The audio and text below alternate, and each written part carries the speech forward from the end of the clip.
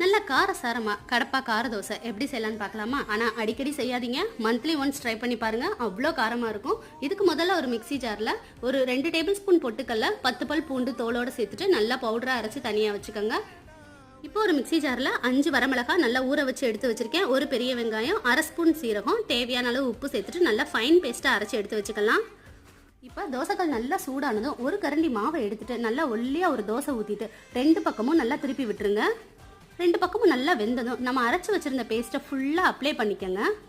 நல்லா எல்லா பக்கமும் படுற மாதிரி அப்ளை பண்ணிவிட்டு நம்ம முதல்ல ரெடி பண்ணி வச்சுருந்தா அந்த பொட்டுக்கடலை பொடியை மலைச்சாரல் மாதிரி தூவி விட்டு கொஞ்சம் உருக்கின நெய் சேர்த்துட்டு 1 நிமிஷம் மீடியம் ஃப்ளேம்லேயே வச்சு வேக விட்டு எடுத்தால் ஒரு சூப்பரான டேஸ்ட்டில் கடப்பா கார தோசை ரெடியாக இருக்குது.